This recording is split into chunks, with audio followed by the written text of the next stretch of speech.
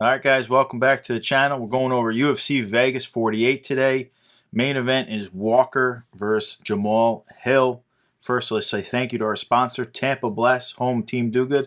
TampaBless.com for more information on that. Alright, guys, let's get right into the main event. Johnny Walker, 29 years old, 18-6, plus 200 underdog. He's lost 3 of his last 4, and he's coming off a super boring loss to Thiago Santos. He's going up against Jamal Hill, who's 30 years old, who's 9-1, minus 250 favorite, and he's coming off that round 1 KO of Jimmy Crute.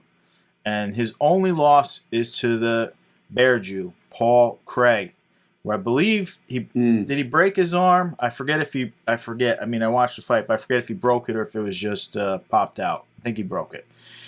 But all right, Tom, get right into it. What do you see happening in this one? Who you got winning? All right. First off, I got to say shout out to Greg Sills, the winner from last weekend, who picked up the 2 Hamzats. Yo, Greg, I hope you hit a shoe on that one. Also, I want to say prayers up for Mike Quick Swick. I saw that he's been battling cancer. OG, original Ultimate Fighter cast member. And to Chris Lieben, who's also been dealing with some medical issues as well as hospitalized. Shout out to the Crippler. Prayers up for him as well. All right, here we go.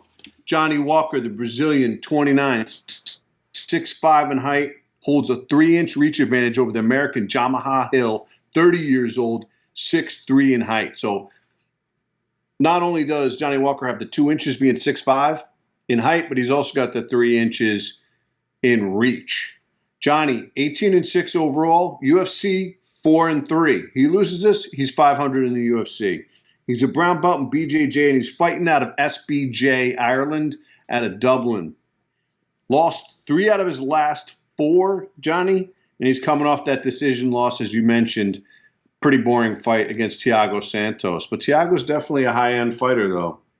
On the other side, Jamal Hill, 9-1-0 with 1 no contest. That 1 no contest, Hill actually won by strikes and then popped for weed, and they gave him a no contest. I don't know if they're going to go back and overturn those ones now that the rules changed, but we'll see.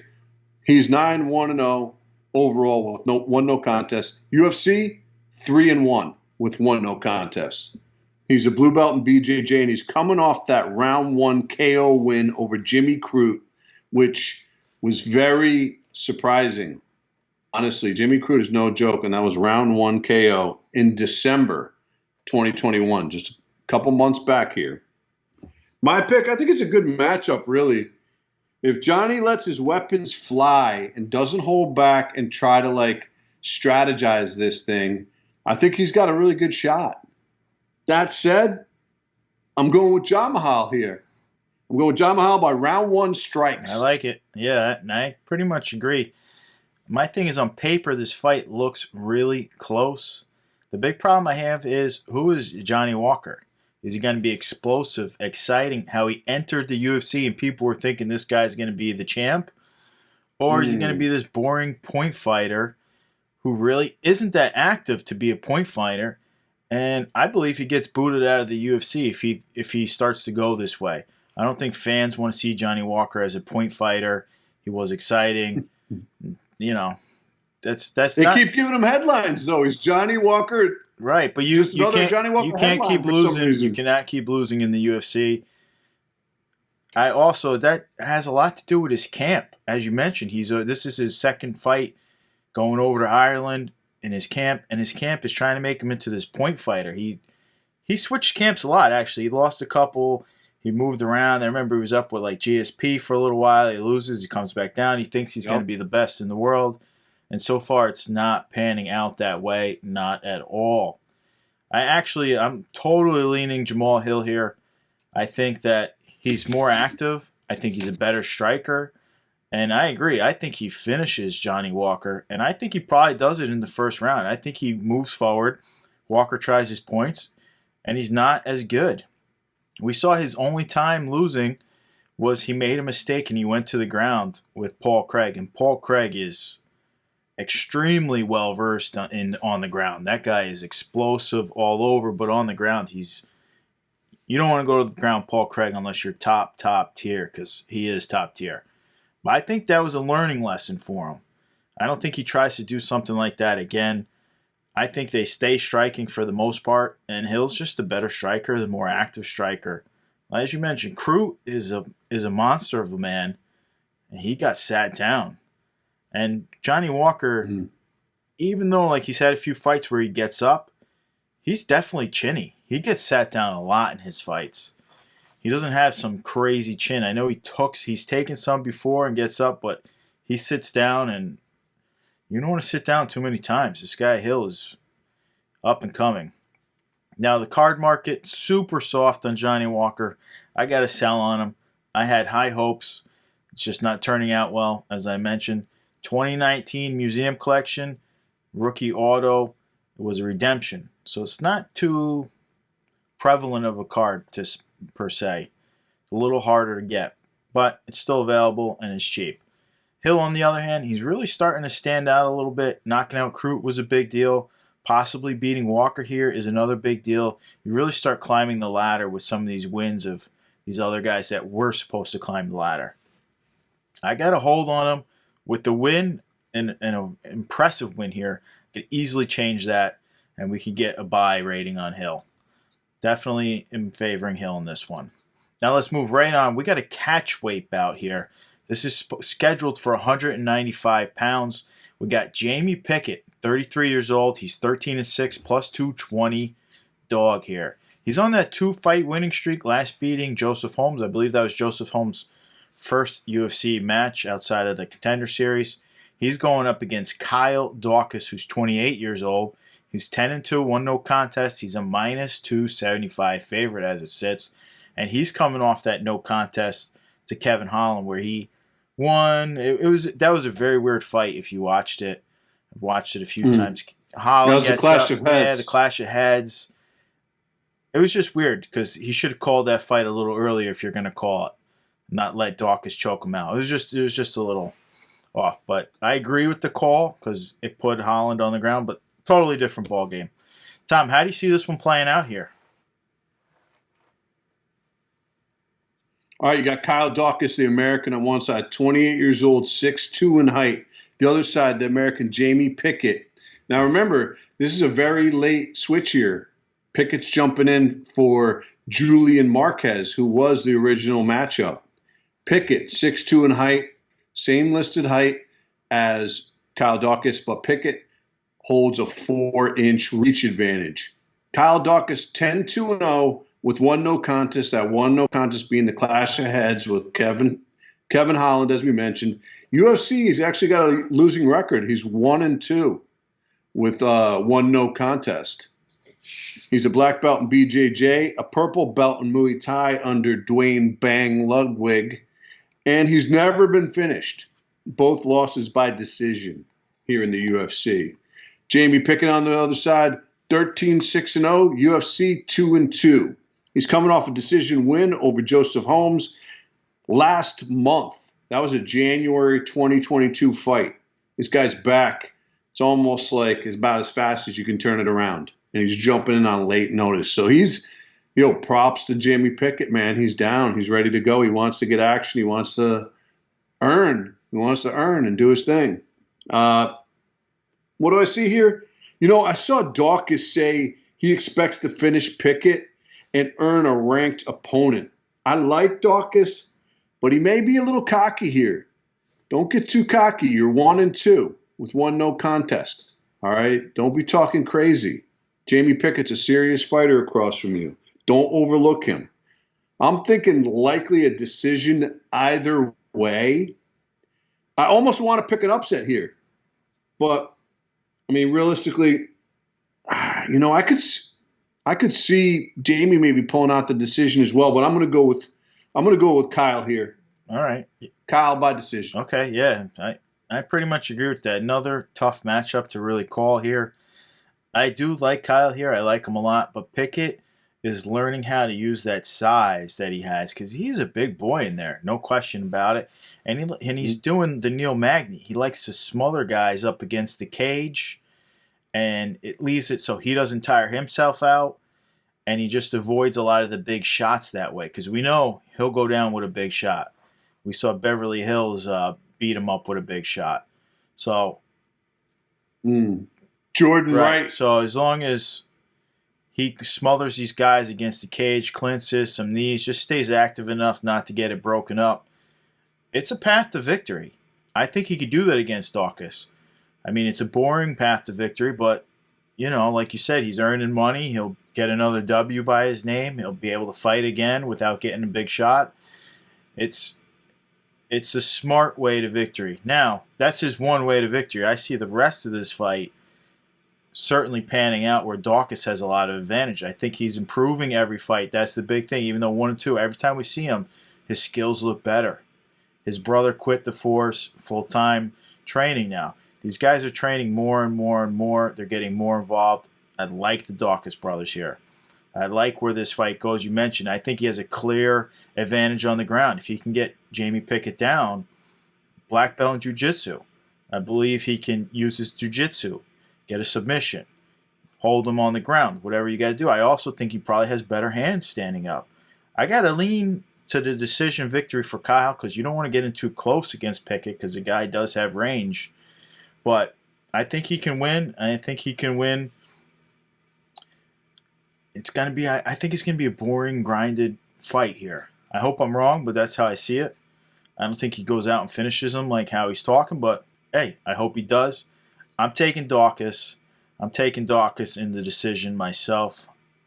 Now, both men aren't printed, but once we see that checklist, I'm betting that Dawkins is going to be on that checklist for this year. Pickett, we'll see. I don't know if he's going to get printed or not. We can reevaluate that. I think he deserves it. Well, you could think that, but if they didn't already have him in the lineup, they're not going to put him in. You got to be in that lineup. They got to notice you. You got to be able to earn them money too. All right, but let's get right on.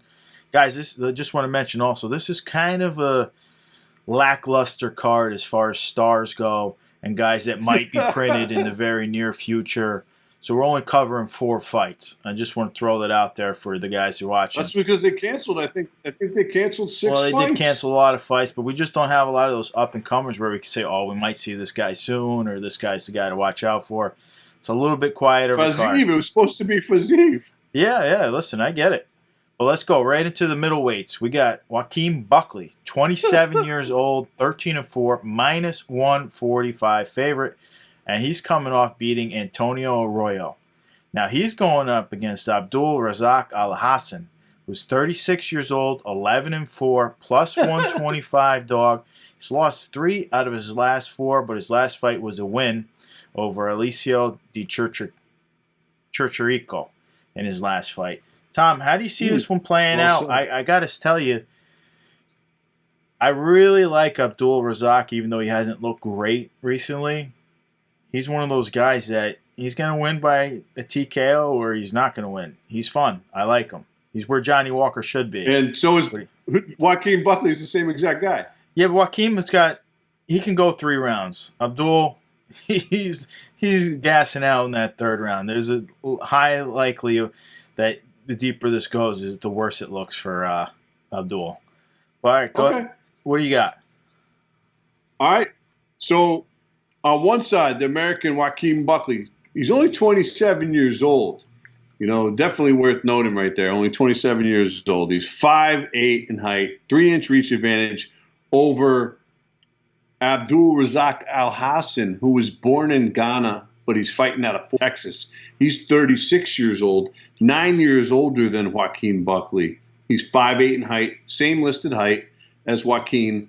Joaquin, 13-4-0 overall, UFC 3-2.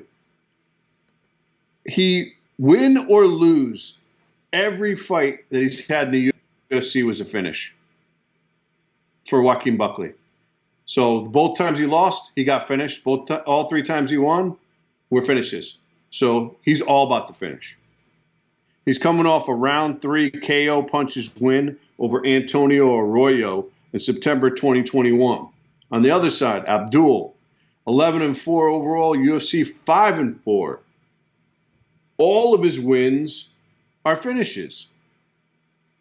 He's a black belt in judo, and he's coming off a round one head kick win over Alessio Di Chirico in August 2021. My pick, this is going to be a banger. I think it doesn't see a decision just based on what we just said. And someone's getting finished. I'm rolling with Abdul. Round one by strikes. Ooh, love it. Love that. Yeah, I think we got the live dog here. I think Buckley's talented. I think Buckley lives on his highlight reel is the problem. People think he's a little better than he is because he does have one of the best knockouts in history versus Impa. Right? I mean, we all saw that. That was just crazy because Impa did the fade and then boom, it was so even more dramatic. He's got that. Honestly, I haven't been that impressed with Buckley as a fighter.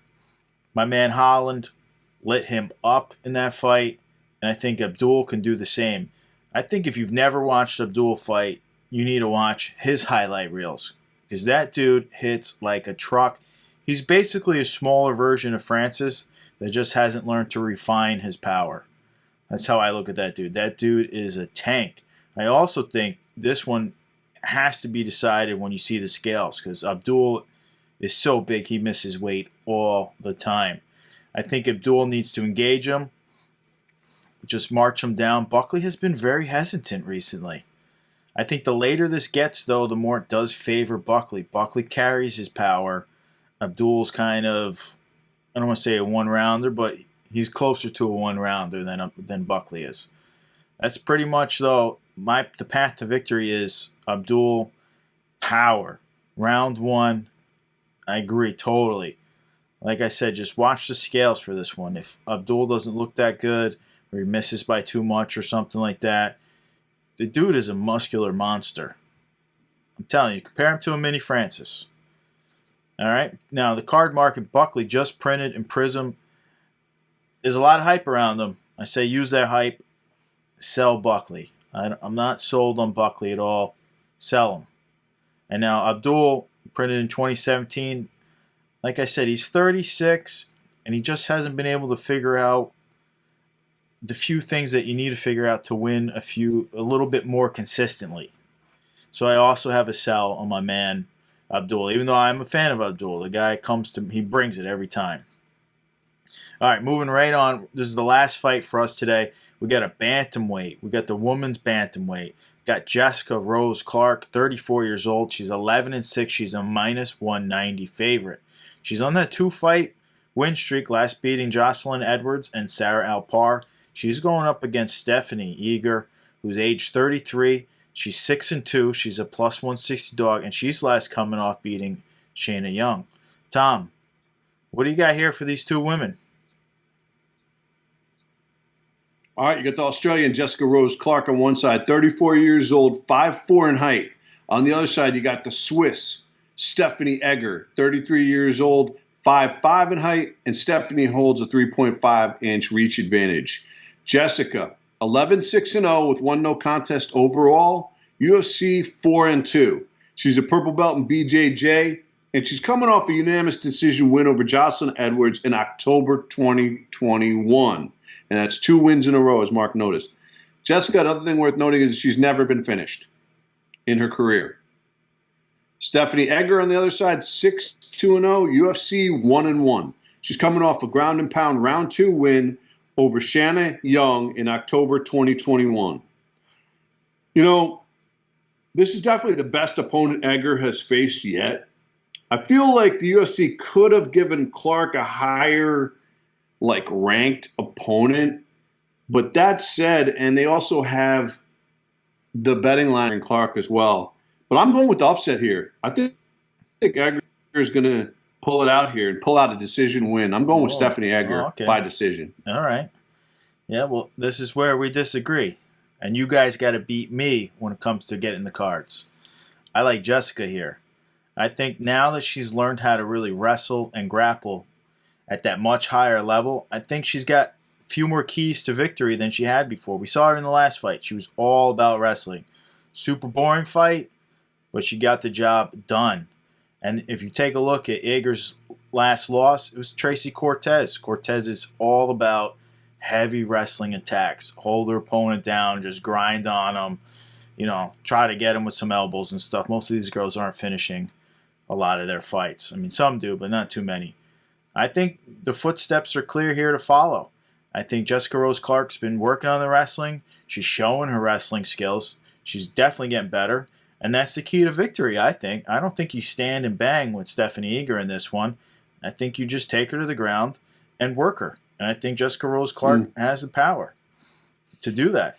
So I'm taking Jessica. I'm also going decision, but we'll disagree on this one. Now, Jessica Rose Clark was printed in 2018 Museum. She's got that heavy following. She's a good-looking girl. She doesn't sell for that much, though. I got to tell you, I like her a lot better as a blonde than I do as a brunette, how she was in those cards. So maybe if we see a nice card of her now, probably might even sell for more than her older cards, to be honest with you.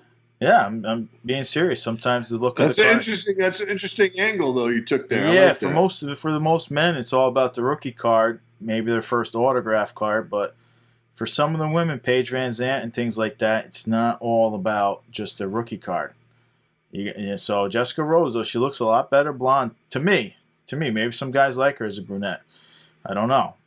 But either way, I think she's got to get this win. I think then, as you mentioned, she's on two-fight win streak. She might look for a ranked opponent, start climbing. And that's when I don't want to say I have a buy. I got a hold on her. But I think if you pick her up now, she's so cheap. You might be able to get rid of her after a few more wins here, and it looks like she might be able to sneak up there. Now, I think we got a lot of time on Stephanie Eger, not printed yet. I think let's see what happens. All right, guys, I appreciate you joining us. Sorry it's so short this week. There just wasn't a lot of guys that are in the card market or probably going to be printed in this card market. But we will catch you guys next time. Peace.